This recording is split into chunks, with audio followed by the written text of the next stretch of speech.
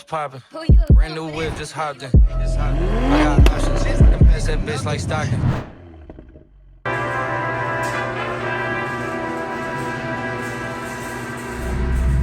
What's going on, guys?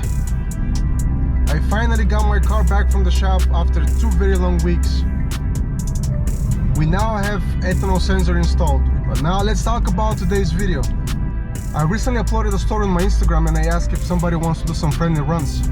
And this guy that has very similar setup to my old GTI hit me up. He has a Vortex XL on it. I think that would be a cool video because last year when I still had my GTI, I did a run with my stock Supra.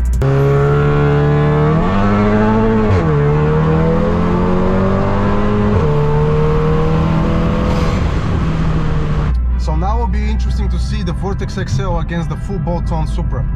Let's go meet up with the guy and see what his car has.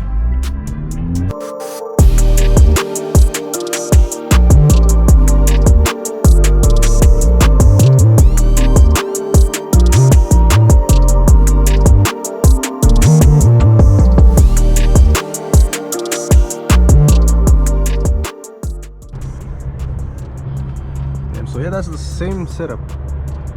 You got injectors? No, Yeah. You got this shit done too. What else? You got light wheels? Yeah. I used to have these Conics too. You got a transmission tune too? Yep. Yeah, it makes a difference. Man, lots of traffic in Mexico. And it's almost 90 degrees. So now really the best weather for turbo cars. I think that will be a good matchup, guys. Vortex is no joke.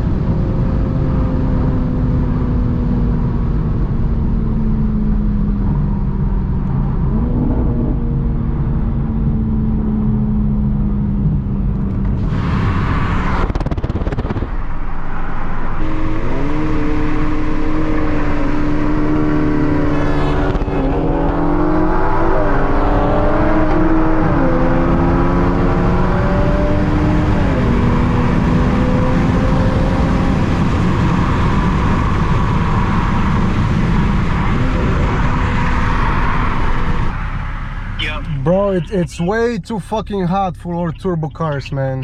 Yeah, it's crazy. Then I'm pretty sure we're gonna have some more space on the way back. We can do another run. Not bad, not bad. I know what this Volkswagen can do. I'm not surprised.